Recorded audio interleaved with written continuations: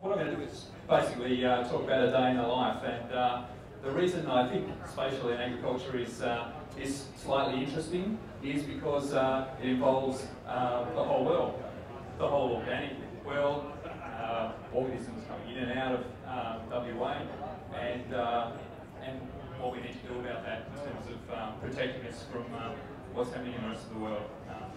So basically, my day-to-day work life is about all of these things that are on the screen here, and about giving that some sort of spatial context. So our business really is spatial. Is agriculture important?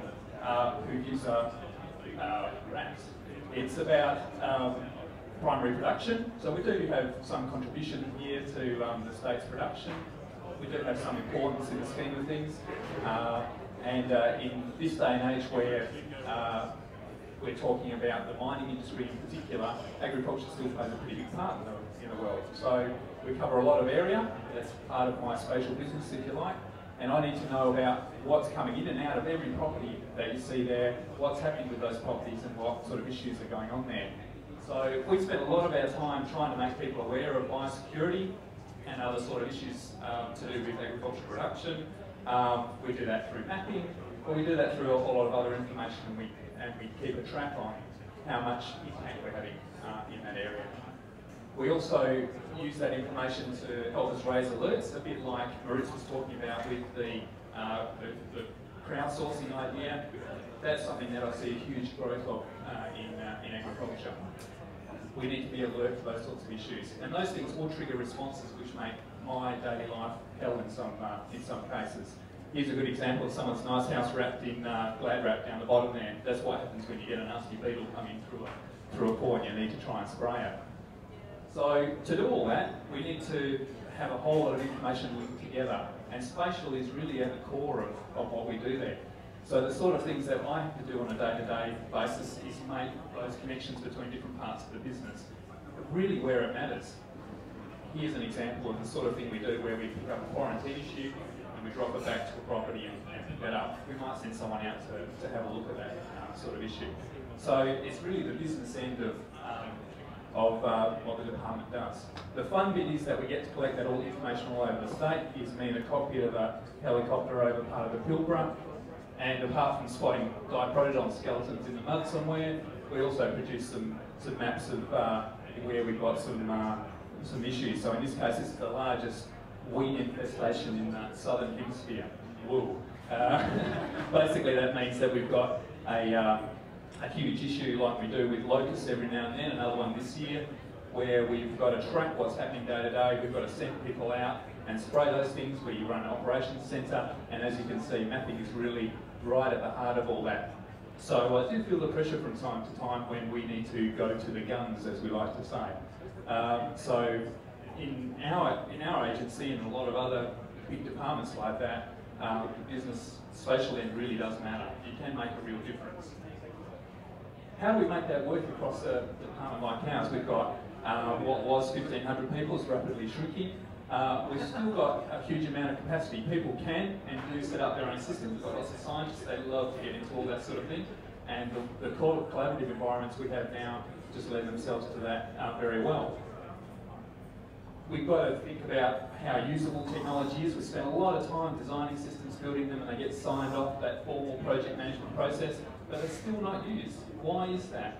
That's because people feel they have to run through that process. There's a lot of structure about that, but they don't buy into what's going on there. We've still got the issue of the tyranny of distance. You'd think in this day and age where we've got good comms between all the major centres that wouldn't be a problem, but it's still incredibly difficult to deal with. And then we've got the biggest problem of all, I think, and that's mythology. The issue of, rumours, discussions, expectations of people. How do we deal with that? A lot of it's about tuning in. You can't just sit at your desk like some people I know, for example, and dream about solutions for that.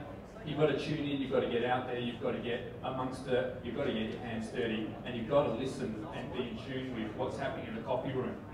That's a pretty good example of what we'd expect to see in one of our offices. So it really makes a huge difference when you've got eyes and ears on the ground, and that's why we've got mapping people in all parts of the state.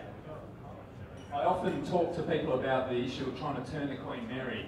In an organisation like ours, we've been using spatial information for a long time. You've got a lot of apps and databases that have been there for a long time. To try and change their technology and take advantage of some of these new technologies is really like turning a massive cruise ship, and you've got to make a huge difference there. You've got the arguments about server side, client side, how do you deal with that, how do you make the most of that. You've got to be somehow really flexible, but deal with the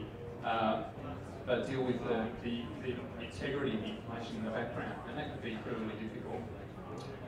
We've also got a range of projects that we run all the time. We've got new needs that come up all the time. So we've got to be able to grab something off the shelf, off a pretty flexible shelf in this case, and we've got to be able to spread that right through the state very quickly. So the idea of moving from PDAs to smartphones and that sort of crowdsourcing information is right there and really relevant for us. It's what will make us tick in the future. We basically have to sink or swim in that sort of environment. We've got a huge challenge in terms of the information we've got. A lot of it's locked up behind closed doors, and a lot of what I do is about trying to free that information up. Here's a good example, won't tell you where that is, but it's, this is a real picture of a real situation. How do you turn that into something spatial? The question I keep asking myself is, in 20 years' time from now, will these two pictures really look that different from each other? What's the technology horizon? What's new on the agenda, and how do we take that on? How do we deal with that? So, a bit of a question for me, a bit of a question for everyone in the room. Thank you.